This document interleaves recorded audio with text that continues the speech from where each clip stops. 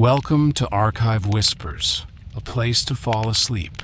Settle in, lower the lights, and let the archive open. Tonight, a city of earth and lamplight at the southern edge of the Sahara, in the years when the great desert kingdoms still held the trade roads, and the year turns toward the cool of the dry season. Timbuktu, a town of low mud brick houses and 3 old mosques, sits a little way back from the wide river, where the sand has been worn into quiet lanes by camels and donkeys and the slow feet of generations. The heat of the day is loosening its hold, and the walls have begun to give back their warmth into the gathering dark. We are going to spend this evening among its libraries, which are not great halls of stone but rooms in the houses of scholars, where loose leaves of paper are kept in leather satchels and wooden chests, copied by hand and carried here across the desert. As the call to the sunset prayer fades from the minarets, the lamps are being lit one by one behind the thick walls, and the work of reading and copying and remembering settles into the quiet that the night makes for it. There is nothing to hurry toward, only the long, soft turning of the hours. The city is built almost entirely of earth, and at this hour the earth is the color of old honey. Its houses are raised from banco, the sun-dried mud brick that the people make from the river clay and straw and shape by hand, then plaster smooth with wet earth each year before the rains. The walls are thick, far thicker than they need to be for their height, and they hold the cool of the night and the warmth of the day in slow exchange, so that to pass from the lane into a doorway is to feel the temperature soften around you like water. From the outer walls, rows of short wooden beams jut into the air, dark against the pale plaster. These are the toron, the ends of palm wood timbers set into the building, and they are left exposed on purpose, for they are the permanent scaffolding by which the walls are climbed and mended when the plaster is renewed. In the low evening light, they cast a quiet pattern of small shadows down the face of every large house and mosque, a row of soft dashes that mark the earthen towers as clearly as any signature, and the swallows turn around them in the cooling air. Above the flat rooftops rise the 3 mosques that have stood here for longer than anyone living can remember. There is Jingwariber, the oldest, its great earthen mass low and broad like a thing that has grown out of the ground, rather than been set upon it. There is Sidi Yahya, with its quiet courtyard, and there is Sankore to the north, smaller in its walls but largest of all in what it holds, for around it has gathered, over the long generations, the teaching and the learning that have made this town known to scholars in lands the river people will never see. The sound that orders the whole day comes now from the minarets, the call to the sunset prayer. The adhan, carried slow and unhurried over the rooftops in a single human voice. It is not a loud sound, only a clear one, and it seems to settle the dust rather than disturb it.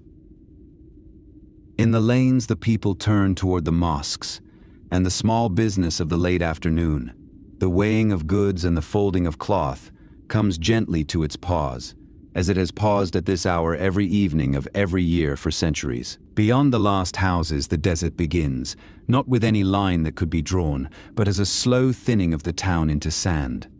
The dunes lie low and pale under the early stars, and from them comes a dry, steady wind out of the north, the harmattan of the dry season that carries the fine dust of the Sahara into every corner of the city. It is a wind without weight, but it is everywhere, in the folds of cloth, in the grain of the wood, settling its thin, pale film over walls and water and the backs of resting camels. A few miles off, hidden from the town by the low ground, lies the great river, the Niger, wide and slow and brown, that gives the whole region its water and its reach. The town does not sit upon the river but a little apart from it, on the firm sand above the reach of the flood, and goods come up from the landings by donkey and by porter along the worn track. In the evening, if the wind drops, you can sometimes catch the faint coolness of the water on the air, a different breath altogether from the dry one of the dunes. The lanes themselves are narrow and roofless, channels of sand running between the high blank walls of the houses, for the houses turn their faces inward, away from the heat and the dust, toward their own quiet courtyards. A person walking home at this hour moves through a maze of soft shadow, guided less by sight than by long habit, knowing each turning by the feel of the ground and the angle of a wall, passing the occasional doorway from which a thread of lamplight and the smell of cooking grain reaches briefly out into the dark before falling behind. This is a city that lives by what crosses the desert, and everything in it has come a long way or will go a long way. From the far north, the great camel caravans bring slabs of salt cut from the mines at Tagaza, white as marble and almost as heavy as stone, lashed in pairs across the animals' backs. From the south come gold and kola nuts and the produce of the wetter lands. And through it all, quietly move books. More profitable here, it was once written, than any other merchandise that a trader could carry. The market that handled all this has emptied now into the evening, its stalls of woven matting folded away, its open ground returning to bare sand. During the day, it is a place of weighing and bargaining and the soft argument of many languages. For traders come here from the desert and the forest and the river country, each with their own tongue and their own goods.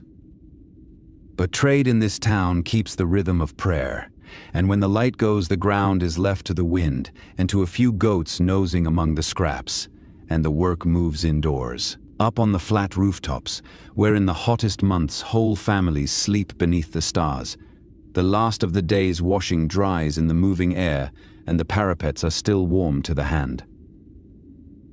The roofs are made of palm joists crossed with branches and matting, and then packed with fine mud, and they carry the household's life as much as its floors do, a place to gather, to watch the desert, to feel the first coolness come down out of the sky. From here, the town is a low field of earthen squares, each with its dark inner courtyard, each beginning to glow faintly from within. The cooking fires have been burning low in the courtyards, and the smell that drifts through the town now is of millet and sorghum, ground and boiled into the thick paste that is the foundation of every meal, eaten with a sauce of dried fish from the river or of greens and onions and a little butter. There is rice, too, from the flooded margins of the Niger, and dates brought up from the oases, and milk, and the dried and salted fish that travels well in this dry air. It is plain food, steady food, the food of people who have eaten the same good things for a very long time. In a corner of one courtyard, a man sits chewing a kola nut, the small bitter seed that travels north by the sackload and is shared among friends as a courtesy and a mild comfort against tiredness. The kola is one of the threads that ties this desert town to the green country far to the south, just as the salt ties it to the deep desert in the north, and the two move past each other endlessly along the same roads, carried by the same patient animals. A town like this is a knot in a very long rope, and it has learned to be still while the rope runs through it. The night sky over the desert is something the town never quite gets used to, however many lifetimes it has lived beneath it. When the dust of the harmattan is thin, the stars come out in their thousands, hard and bright and crowded, wheeling slowly over the flat roofs and the low towers. When the dust is thick, they soften to a dim and milky scatter, and the moon hangs in it like a lamp behind cloth. Either way, the sky is enormous here, and a person standing on a rooftop feels how small the lit town is, a scattering of embers on the floor of a very great dark. But we did not come up here for the sky. We came for the small, warm rooms below it, where the real life of this place is kept, not in its walls or its trade or even its mosques, but in the thousands of written pages gathered behind those thick earthen faces. The town is famous for gold among the merchants and for piety among the faithful. But among those who know it best, it is famous for something quieter, for being a place where books are made and copied and read and treasured, and where a man may be made rich, or at least respected, by what he keeps on his shelves. So let us go down out of the wind, down from the wide cold sky into the warmth that the day has stored in the walls, and step through one of those low doorways into the lamplight. Leave the salt and the gold and the camels to the dark, they will keep. The evening that matters most in this city is the one that happens by a small flame, over an open page, in the company of words that were set down by a careful hand and have been waiting, patiently, to be read again tonight. Inside the doorway, the air changes. The dry edge of the wind falls away, and in its place is a still warmth that smells of earth and oil and old paper, a smell that gathers in these houses over the years and is as much a part of them as the walls. A short, dark passage turns once, the way these houses always do, so that the lane cannot see in, and then it opens onto the courtyard, a small square of open sky walled on every side, the heart around which the whole household is arranged. This is the house of a scholar, which here is also to say the house of a merchant, for the two are seldom far apart in this town, and learning and trade have grown up together like two trees from one root. The family has lived in these rooms for generations, and the rooms remember them in the worn smoothness of a threshold, in the dark patch on a wall where 100 lamps have stood, in the particular way a wooden door has settled into its frame. Nothing here is new, and nothing needs to be. Off the courtyard opens the room where the household keeps its books, and it is here that the lamp has been lit. It is a modest room, smaller than you might expect for what it holds, with thick walls and a single high opening to let out the day's heat. The floor is spread with woven mats and a worn carpet or two, and along the walls are the chests and the niches and the leather bags in which the family's manuscripts are kept, not displayed like ornaments but stored like grain, carefully, against the long future. The lamp itself is a small thing of fired clay, little more than a shallow bowl with a lip pinch to hold the wick, and it burns oil or clarified butter with a low steady flame the color of honey. It does not give much light, only enough for one pair of eyes and one open page at a time, and so it gathers the room inward, drawing the reader and the book close together into a small bright island, while the rest of the room falls away into a soft and friendly dark. A faint sound comes from it now and then, a tiny crackle as the flame finds a thicker thread of the wick. Against one wall stand the chests, low boxes of dark wood bound with iron and worn pale at the corners where hands have lifted their lids for years. Inside, the manuscripts lie flat, not standing in rows as books do in other lands, but resting one upon another in loose stacks, each work wrapped in a cloth or held between two boards or slipped into a soft leather folder. To open such a chest is to release a breath of paper and leather and a faint dry sweetness, and to see in the lamplight the pale edges of 100 gathered works waiting in the dark. Beside the chests hang the satchels, bags of tanned goat and sheepskin, soft and supple, made by the leatherworkers of the town to carry manuscripts safely on a journey or to keep them close at hand at home. A scholar traveling to study with a teacher in another town would carry his most needed books in such a bag, slung across the body, and the leather would take on over the years the shape of what it held. Many of the works in this room arrived just so, on someone's shoulder, across a great distance, and were never sent back. The library has no catalogue written out as such, but the master of the house knows it the way a shepherd knows a flock, by sight and by memory and by long acquaintance. He knows which chest holds the works on law and which the works on grammar, where the commentaries on the Quran are kept and where the books of medicine and the tables of the stars, which volume came from Cairo and which was copied here by his own grandfather. The order of the collection lives in his head, and he passes it, a little at a time, to whichever of his sons or students will keep it after him. Such a collection is wealth in the plainest sense. A fine manuscript, well copied and complete, can be worth as much as a good animal or a measure of gold. And a great library is counted among a family's most precious possessions, listed in inheritances, divided with care among heirs, sometimes pledged or sold in a hard year and bought back in a better one. But it is wealth of a particular kind, wealth that does nothing if it is only kept, and gives its return only when it is opened and read, and taught and copied out again, passing its contents into other minds and other hands. On a low table near the lamp, ready for the evening, lie the tools of the reader and the copyist. There is a reed pen, the kalam, its end cut to a fine point and slit to hold the ink. There is a small pot of ink, dark and thick. There is a knife for trimming the pen, and a smooth stone or shell for burnishing the paper, and a little dish of fine sand for blotting a fresh line. They are simple things, the same things a scholar would have found on such a table 1,000 miles away and several lifetimes ago, and they have changed almost not at all. The reader settles onto the mat near the lamp, drawing a manuscript from its cloth and arranging it on a low stand or simply across the knee, the way it has always been done. There is no chair, no desk in the manner of distant countries, only the floor and the cushion and the patient body folded close to the page. The posture itself is old and easy, a posture for long hours, and it brings the eyes near to the writing, and the writing near to the steady little flame, so that reader and lamp and book make one quiet shape in the dark room. From elsewhere in the house come the soft, ordinary sounds of an evening drawing in. A door closes somewhere across the courtyard. Water is poured.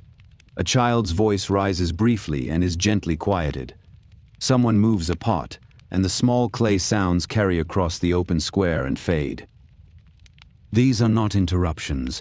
They are the breathing of the household around its quiet center, and the reader hears them without listening, the way one hears one's own home, as a kind of silence that is made of small familiar things, rather than of nothing at all. A clay jar of water stands cool in a shaded niche, its surface beaded with the slow sweat that keeps the water inside it cold even in the heat, and from time to time a cup is dipped and drunk in the dark.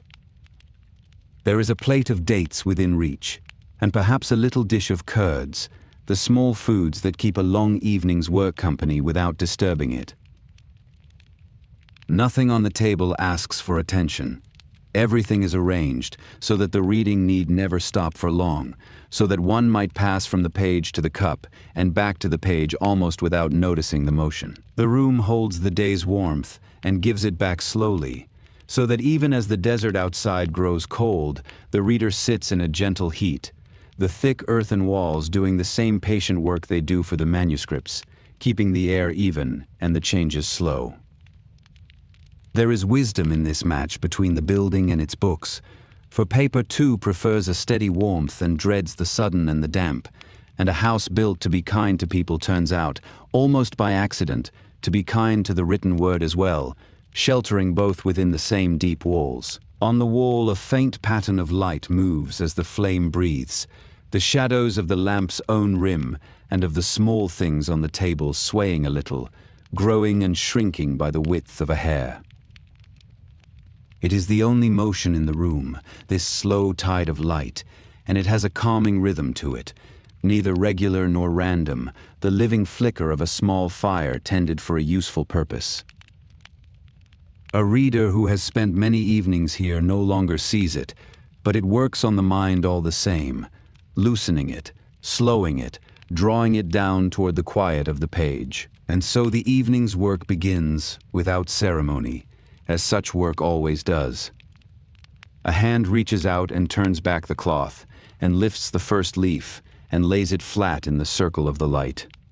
The reader leans in. The flame steadies. Outside, the wind goes on with its dry business among the dunes, and the great trade sleeps along the roads, and the river runs on in the dark. But here, in this one small warm room, all of that falls away, and there is only the page, and the lamp, and the long quiet hours that the night has set aside for reading. The paper itself has come a very long way. There is no paper-making in this town, nor anywhere near it, for the craft needs water and rags and a settled industry that the desert does not support, and so every sheet in this room was carried here across the sand. Most of it came from the workshops of the north, and was loaded onto camels in bales, traveling for weeks through the heat and the cold of the open desert before reaching the river towns, where it was unbound and sold by the choir to those who could afford it. Because it traveled so far and cost so much, paper here is never wasted. A sheet is used to its very edges, and when a work is finished there is rarely a margin left blank that could have held another line. Scholars write small and close, fitting a great deal onto a single leaf, and the spaces between the lines and around them fill, over the generations, with the notes and corrections and commentaries of later readers, so that an old and well-loved manuscript becomes a conversation across time, the first hand surrounded by the careful annotations of all the hands that came after. The ink is made in the town, or in the house itself, from soot and gum and water. Lampblack, the fine black soot gathered from the underside of a vessel held over a flame, is the body of it, the deep matte black that does not fade. Gum Arabic, the hardened sap of the acacia trees that grow in the dry country, is dissolved into it to bind the soot to the paper and to give the line its faint sheen. A little water thins it to the right flow, and the whole is kept in a small covered pot, stirred before use, guarded against dust. The pen is a length of reed, cut from the riverbank and dried, then shaped with a sharp knife to a point that suits the writer's hand. The cutting of the pen is a small art in itself, the angle of the nib and the width of the slit deciding how the ink will flow and how the line will swell and thin as the hand moves. A scholar keeps several, cut for different sizes of writing, and recuts them as they wear, the little curls of reed falling away under the knife. A well-cut pen is a quiet pleasure, and a writer will speak of one fondly years after it has worn out. When a new copy of a work is to be made, the copyist sets the original to one side where the lamp can reach it and the fresh paper before him, and begins. The work is slow and exacting, a matter of reading a phrase, holding it in the mind, and setting it down in a steady hand, then returning for the next, line after line, page after page, through the long evenings. A single substantial book might take many weeks to copy, and a copyist of skill is valued and paid for that skill. For upon his care depends whether the work survives clean or accumulates errors that later readers must puzzle out. The black of the main text is not the only color on the page. Here and there the writing breaks into red, a warm earthen red made from ochre or from cinnabar, used to mark the openings of chapters, the names of authorities, the verses that must be set apart, the small vowel signs that guide the reading aloud. Sometimes there is a yellow as well, or a touch of gold in the finest of the holy books, laid on with great care so that the page seems to hold a little of the lamplight in itself. These colors are sparing and deliberate, and they make the dense black writing easier to find one's way through. The scripts themselves carry the marks of where they were made and learned. The hands of the Western Sudan have their own character, rounded and generous in some, tight and angular in others, distinct from the hands of Egypt or the Maghrib, though descended from the same long tradition. A practiced reader can often tell roughly where and when a manuscript was written simply by the shape of its letters, the way one might know a region by its accent, and a great library gathers many such hands together under one roof, the writing of many places and many centuries resting quietly in the same dark chest. At the end of many works, the copyist leaves a small note, the colophon, recording in a few lines who copied the book and where and when, often with a humble prayer that the reader forgive the errors and remember the writer with kindness. These notes are among the most human things in any library, brief glimpses of a particular evening long ago, a named or unnamed hand pausing at the end of its long labor to set down a date and a place and a wish. To read one by lamplight is to feel, very faintly, the presence of someone who sat much as you are sitting now, finishing the same book. The subjects gathered in such a collection are wider than one might guess from the outside. There are the works of religion, of course, copies of the Quran and the great commentaries upon it, and the books of law that govern how a faithful life is lived. But there is much beside. There are works of grammar and rhetoric, for the careful use of language is itself a study. There are books of medicine, of the properties of plants and the treatment of fevers. There are treatises on mathematics, on the divisions of inheritance, on logic, and tables that track the movements of the stars across the desert sky. Many of these works are not the original compositions of the authors whose names they bear, but copies of copies, descended through a long line of careful hands from a book first written somewhere far away and long ago. A treatise composed in Baghdad or Cordoba or Cairo centuries earlier might reach this desert town by way of a dozen intermediate copies, each made by a scholar who valued it enough to spend his evenings reproducing it. And so the learning of distant places and vanished generations pools quietly here, at the edge of the Sahara, kept alive by nothing more than the patience of readers who would not let it be lost. The making of books supports a whole quiet trade in the town. There are the copyists who write them, and the dealers who buy and sell them in the market, and the leatherworkers who make the covers and the satchels, and those who prepare the reeds and gather the soot and the gum. A scholar short of money might copy works for others. A wealthy patron might keep a copyist for years to build up a library. A traveling trader might carry a few fine manuscripts among his goods, knowing that here, of all places, a good book will always find a buyer. Around the written word, an economy turns. To protect a finished work, the leatherworker may make a cover of soft tanned skin, often with a flap that folds over the edge of the pages and tucks under, wrapping the loose leaves as a cloth wraps bread. Such a cover is sometimes worked with simple tooled patterns pressed into the leather, blind lines and small repeated stamps that catch the lamplight along their edges. It is decoration of a modest and useful kind, made to be handled rather than admired, and it grows softer and darker with the years until it fits the book inside it like a familiar glove. When a manuscript is damaged by water or insects, or simply by the long wear of being read, it is mended rather than discarded, for it is far too valuable to lose. A torn leaf is patched, a faded line gone over again, a loosened gathering rewrapped. Sometimes a whole work is recopied before the original crumbles away, the dying book passing its contents into a fresh one, like a flame lit from a guttering wick. This constant quiet repair is how the learning survives at all, in a climate that is kind to paper only because people are kinder, and it goes on, unremarked, in rooms like this one across the town. There is a particular silence to a room where someone is copying, broken only by small sounds. The faint scratch of the reed across the paper, regular as breathing, the light tap of the pen against the rim of the inkpot, the whisper of a finished leaf set aside and a fresh one drawn near.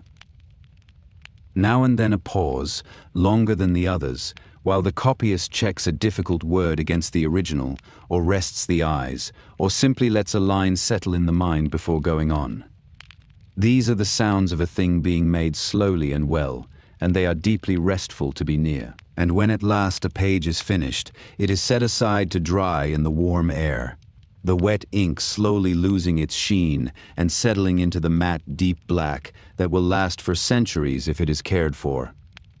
A dish of fine sand may be tipped lightly over a stubborn line to speed its drying, then poured off again, the grains hissing softly back into their bowl. The new leaf joins the small growing stack of completed pages, and the copyist draws a breath, and reaches for the next, and the slow making goes on, leaf by leaf, into the deep middle of the night. Not all of the evening's learning happens alone by a single lamp. Across the town, in the courtyards of the mosques, and in the houses of the great teachers, the circles are gathering, as they have gathered after the night prayer for as long as the town has stood.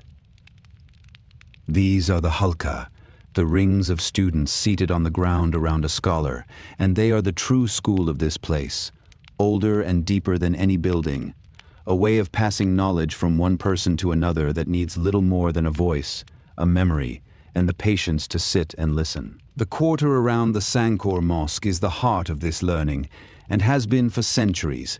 It is not a university in the manner of distant lands, with gates and rolls and a single governing hand, but something looser and more living, a gathering of independent scholars who each teach what they have mastered to whoever comes to learn it.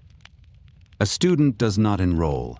He attaches himself to a teacher, sits in that teacher's circle, and when he has learned all that one can give him, moves on to another, building his education from many hands over many years. The first and longest study is of the Quran, learned not from a book held in the hand so much as from the wooden board, the law. A board is cut from a local wood and smoothed, and on it a teacher or an older student writes out a passage in charcoal ink, a few verses at a time. The learner reads it, recites it, copies it, says it over and over until it is fixed in the memory, and then washes the board clean and receives the next passage. In this way, the whole text is carried, slowly, from the board into the mind. There is a deep wisdom in the washing of the board. Nothing is kept. The writing is made only to be learned and then erased, so that the same board serves a student through years of study and a teacher through a lifetime of students. The pale water that runs off, faintly gray with the dissolved ink of holy words, is treated with a certain respect, poured away in a clean place rather than carelessly thrown, and the board, dried and ready, waits for the next passage, blank again, holding nothing, having given everything it held to the memory of the one who studied it. From the circles comes a sound that anyone raised in this town would know in their sleep, the low blended murmur of recitation, many voices saying over the same remembered words at slightly different paces, rising and overlapping and settling like the sound of water over stones. It is not quite singing and not quite speech, a measured chant that carries the meaning in its rhythm, and on a still night it drifts out of the courtyards and along the lanes and up to the rooftops, so that the whole quarter seems to hum, very softly, with the words being learned within it. Beyond the Quran, the older students move on to the wider learning, and here the teaching takes a different shape. A scholar reads through a text with his students line by line, explaining as he goes, and the students annotate their own copies, write down his explanations, and question him on the difficult places. A single important book might be studied this way for months. The circle meeting evening after evening, working slowly through it, until the students have not merely read it but absorbed it, and can carry it forward themselves and one day teach it to circles of their own. When a student has thoroughly mastered a work under a teacher, he may receive from that teacher a license, a short written statement that he has studied the book and is qualified to transmit it to others in turn.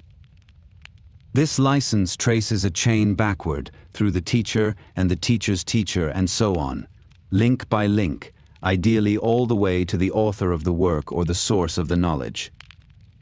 To hold such a chain is to stand in a long line of careful hands and voices, and a scholar treasures these licenses as much as any book, for they are the proof that the learning in him came down to him whole. The teachers of this town are known by name far beyond it, and learning has gathered in certain families like water in a well, passed from father to son and uncle to nephew over generations, until a single family might count scholars and judges and jurists among its members back through many lifetimes. To be born into such a family is to be born among books, to learn one's letters at a relative's knee, to inherit not only a library, but a place in the long conversation of the learned, and to carry a name that opens the doors of scholars in cities one may never see. Among the names this town will be remembered by is that of Ahmad Baba, born here in the middle years of this century into one such scholarly family, a jurist and teacher and writer of many works who studied in these very circles and taught in them in his turn. He owned a large library and was proud of it, and once remarked that his was among the smaller collections of his relatives, which tells us something of how many books these families kept.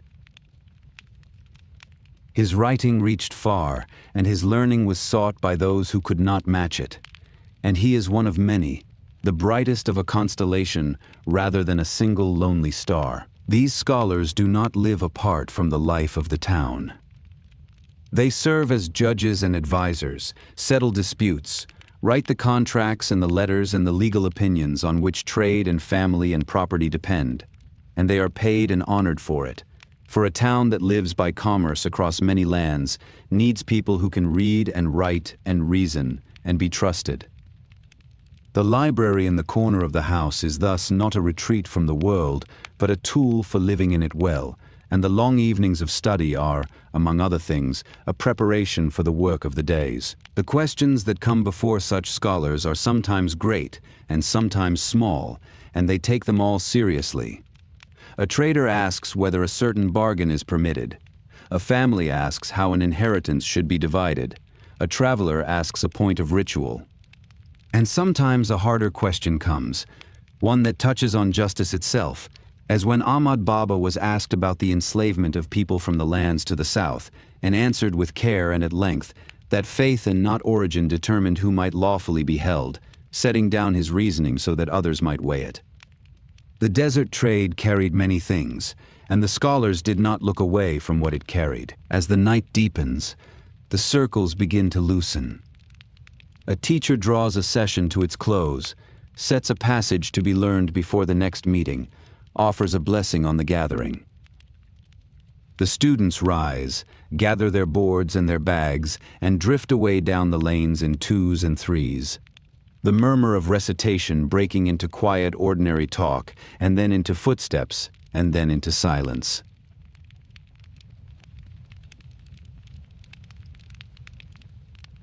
The courtyard empties.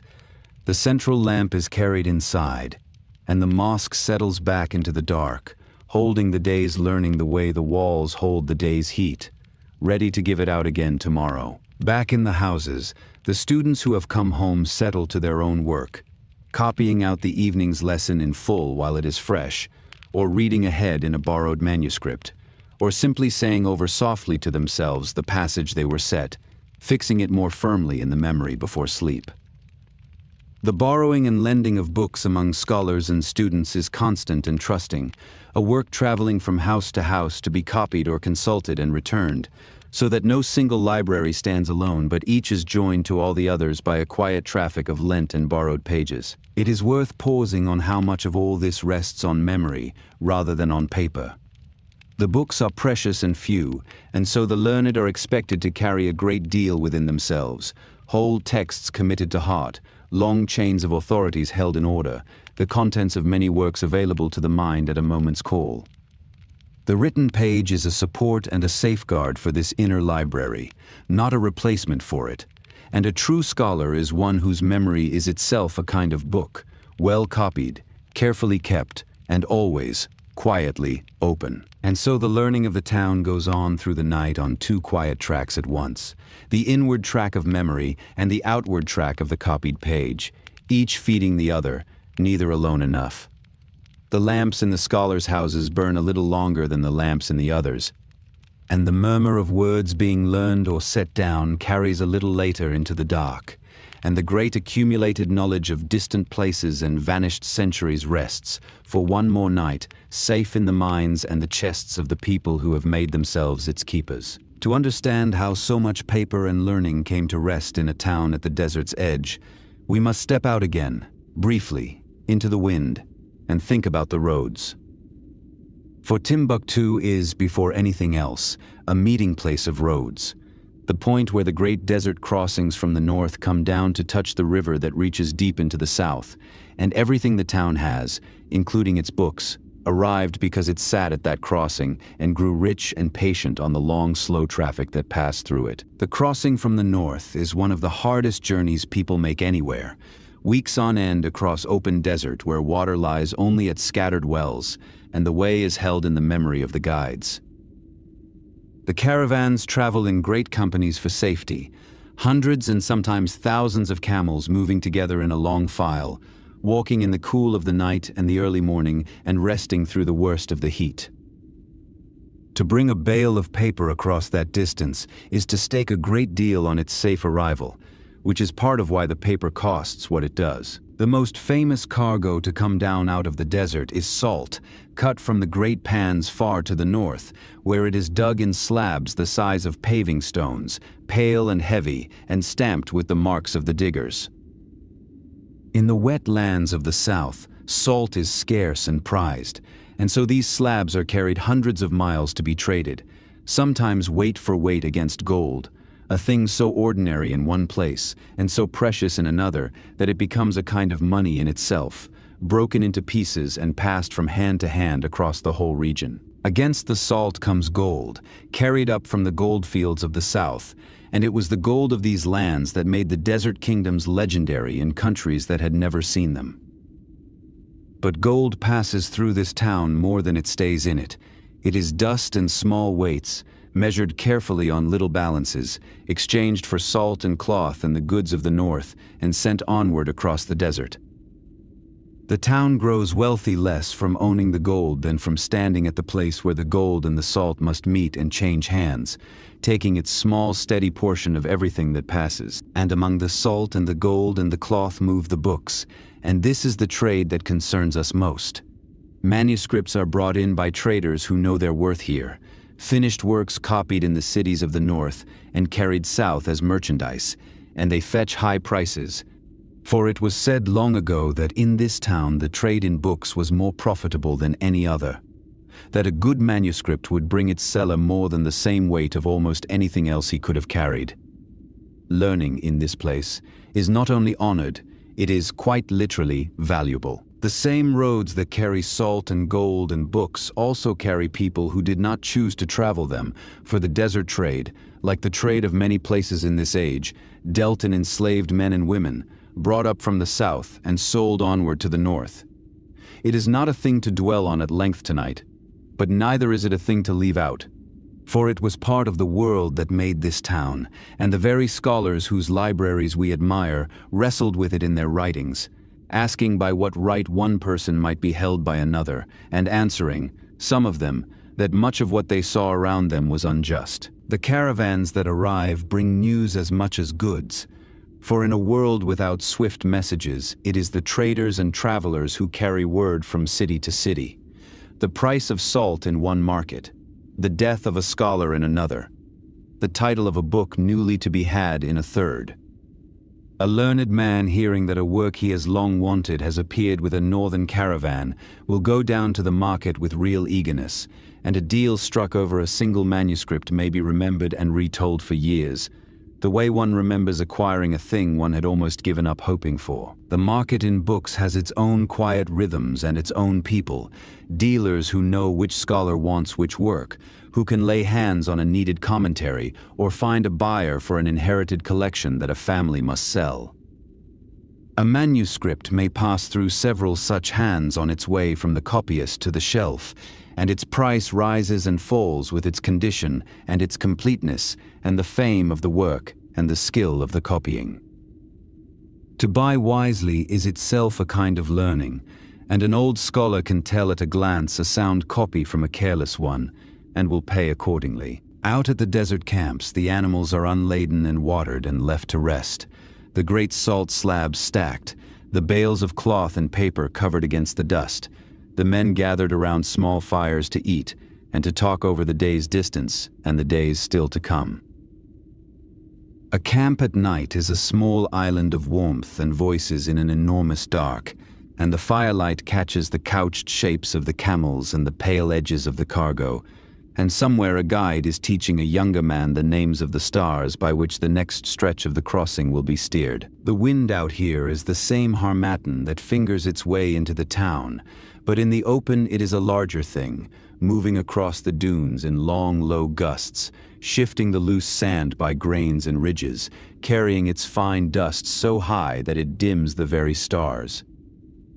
The travelers wrap their faces against it and lean into it and go on, for it is simply the weather of the desert, neither friend nor enemy, a steady dry presence that has worn the rocks round and the people patient over more years than anyone can count. It is strange and pleasing to think that the calm, bright pages we left behind in the lamplit room began their lives out here, in this wind and this dust and this enormous patience, that the paper crossed all of this on a swaying back, that the very ink was bound with the gum of trees that drink the rare desert rain. Nothing in that quiet library is really separate from this great dry distance. The room and the desert are two ends of the same long thread, and the reading by the lamp is only possible because, somewhere, a caravan once leaned into the harmattan and kept walking. The caravans do not come the year round. They follow the cool seasons and the rhythm of the wells and the trade, and there are times when the desert roads are quiet and the town lives on what it has, and times when several great companies arrive close together and the market overflows and the lanes are crowded with strange animals and stranger tongues.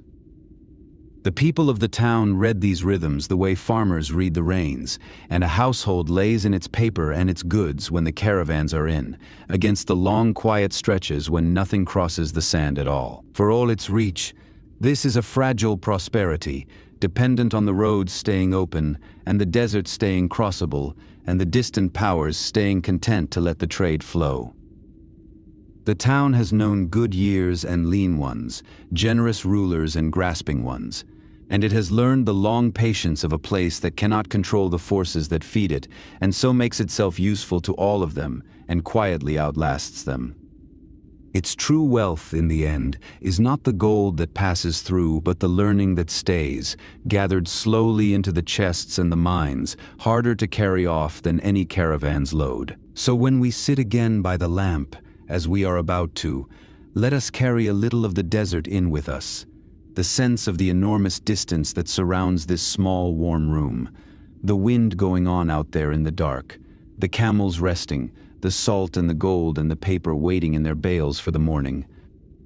The library is precious in part because it is improbable, a pool of gathered learning at the edge of one of the emptiest places on earth, kept alive by the patience of traders and copyists and readers across more generations than the lamp could ever count. The wind drops a little as we turn back toward the lanes, and the cold of the open desert gives way again to the held warmth of the walls. Behind us, the dunes settle into the dark. Ahead, the faint glow of the lamps marks the houses where the reading goes on. We leave the roads to the night and the travelers to their fires, and step once more out of the great dry distance into the small bright circle of the page, where the rest of this long quiet evening is waiting to unfold. Back in the small room, the lamp has burned down a little, and someone has trimmed the wick and added a few drops of oil, and the flame stands clear and steady again. The reader has been at the page a long while now, and the body has settled into the particular stillness of deep reading, the breathing slow, the eyes moving along the lines, the hand turning a leaf now and then with a soft, dry whisper. The room has grown, if anything, even quieter, as the last sounds of the household have died away and the night has come fully down. The work open before the reader tonight is a commentary, one of those books that exists to explain another book, and reading it is a slow double task, holding the original text in mind while following the explanation of it, pausing to weigh a point, going back to read a difficult passage again.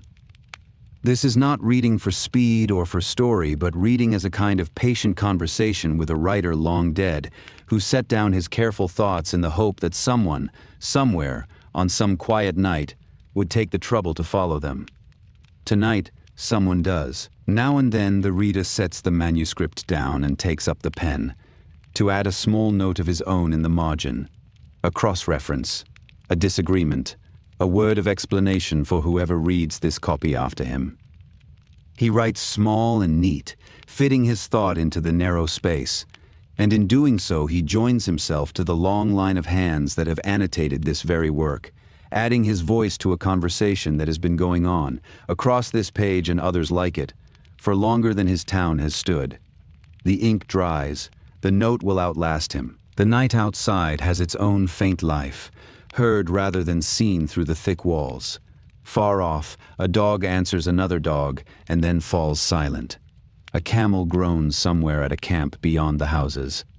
The wind rises and falls, brushing dust against the walls with a sound like the softest possible rain. And under everything, almost too faint to be sure of, there may be the river, the great slow Niger running in the dark a few miles off, a presence more felt than heard, the cool, wet edge of all this dryness, going quietly about its endless business. There is a comfort in reading by such a small light that a brighter room can never give. The lamp draws a clear boundary around the work, lets in only as much of the world as one page at a time, and turns the act of reading into something close and warm and private. Outside the little circle of the flame, the room could be any size. The night could hold anything. Inside it there is only the pale page, the dark even lines, the soft amber glow, and the quiet steady attention of the one who reads. The world narrows to exactly the size of what matters. Elsewhere in the house, the rest of the household has settled toward sleep. On the rooftop, where the air is cool and clean, mats have been spread, and the younger members of the family lie looking up at the stars before their eyes close, the same stars the caravan guides are steering by far out in the desert. In an inner room, an older woman tells the end of a long familiar story to a child too tired to hear it finish. One by one, the small lamps of the house are pinched out, until only the one in the library still burns. The reader is aware, dimly, of the house going quiet around him, and it does not disturb him. If anything, it deepens his ease, the knowledge that the others are safe and resting, and that the long night is his to spend as he likes. This is the hour many scholars love best, the late hour when the demands of the day are all discharged, and the mind is clear and unhurried, and the only company is the book and the flame. Some of the finest reading of a life is done in such hours, alone but not lonely, awake in a sleeping house. He comes, after a time, to the end of a section, and pauses there, and lets the reading settle. He does not rush on to the next. He sits with what he has read, turning it over, letting it find its place among the other things he knows, and for a while he simply looks at the steady flame, his eyes resting, his mind quietly at work. These pauses are part of the reading, not breaks from it. The understanding deepens in them, the way a field drinks in water after the rain has stopped, slowly into the ground. On the shelf beside him wait the other works he might turn to, a whole evening's worth of choices, the lore and the grammar and the medicine and the stars, each one a door into another body of patient thought. He could spend a lifetime in this one small collection and not exhaust it, and he knows it, and the knowing is a kind of wealth in itself, the sense of having more good things to read than he will ever have nights to read them in. There is no anxiety in this, only a deep and settled contentment, the contentment of the well-supplied mind. He thinks, perhaps, as readers do at such hours, of the others who have held this very book, the copyist whose hand he has been following all evening, the earlier owners whose notes crowd the margins, the teacher who first read it through with him years ago, all of them now gathered invisibly around the page. A manuscript is a meeting place across time, and to read one carefully is to keep company with everyone who made it and used it and cared for it. A quiet company, undemanding, present only in the marks they left, but real and oddly comforting in the deep of the night. The lamp gutters once as a draught finds it, perhaps from the high opening where the cold desert air leaks slowly in, and the shadows lean and steady again as the flame recovers. He shifts a little, draws his robe closer against the gathering chill of the night. For now the walls have given back most of their stored warmth, and the cold of the desert is beginning to seep into the room. But he does not move to leave. There is oil enough in the lamp, and the book is good, and the night is long, and he has nowhere he would rather be than here. He reads on into the section that follows, and the writer's argument unfolds quietly before him, point following point, each laid down with the same patient care, and he follows it the way one follows a familiar path in the dark, sure of his footing, in no hurry to arrive. The words have been waiting on this page for a long time for exactly this, to be read slowly and well by someone who wanted to understand them, and tonight they have their wish, and the understanding passes, silently, from the dead writer to the living reader, across all the years between. Across the town, the few other late lamps burn on in their own rooms, each with its own reader bent over its own page, none of them aware of the others, and yet all of them together making something, a quiet web of wakeful attention spread across the sleeping town, the learning of the place kept alive by these scattered points of light. If one could rise high enough above the dark rooftops, one would see them, a handful of warm sparks in the great cool field of the night, the libraries of the town breathing softly in the dark. The hour is very late now, later than the reader meant to stay, and a pleasant heaviness has begun to gather behind the eyes, the body's quiet reminder that the night is also for sleeping. He reads a little more, slower now, and finds himself going back over the same line twice, and then a third time, the meaning beginning to soften and blur at the edges as the mind loosens its grip and drifts toward rest. He notices and smiles a little to himself, and does not fight it, for there is no shame in falling asleep over a good book It is, in its way, the highest praise. He marks his place with a thin strip of leather laid between the leaves, and folds the cloth back over the manuscript. But he does not yet rise, nor yet put out the lamp. He sits a moment longer in the warm circle of its light, the closed book under his hand, the long evening of reading settling into him like a meal well eaten, and lets his thoughts wander loose and slow, no longer following any line, drifting now wherever they please, out toward sleep. The flame burns on, patient, in no hurry, keeping its small steady watch over the quiet. And now the evening loosens entirely, the way the heat loosens from the earthen walls, slowly, and without any particular moment in which you could say that it has gone. The lamp burns on. The book lies closed beneath the quiet hand. The page that was read is read, and will be there again tomorrow, and the night settles over the small warm room like a soft cloth laid gently over a cage of singing birds, quieting everything by degrees, asking nothing, letting the long day at last lie down. Outside, the wind has dropped almost to nothing, and the fine dust that it carried all day has begun to settle, grain by grain, over the rooftops and the lanes and the couched and sleeping camels, over the salt and the gold and the bales of paper waiting for the morning, over everything, evenly, softly, the way snow is said to fall in colder lands, though no one in this town has ever seen it. The desert breathes out and is still, and the great dry quiet comes down over the city like the closing of a hand. The lamp again settles. Its flame stands tall and clear for a moment, then sinks a little, then steadies, the small honey-colored light going about its patient work of keeping back the dark, asking for nothing but a thread of wick and a few drops of oil, giving in return this gentle circle of warmth in which a whole evening of reading was able to happen. It has done this every night for years. It will do it again tomorrow.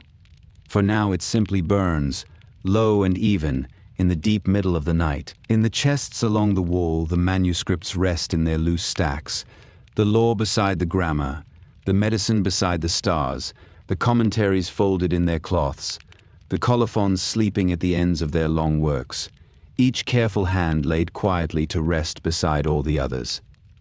They have crossed deserts to be here. They have been copied and mended and read and loved.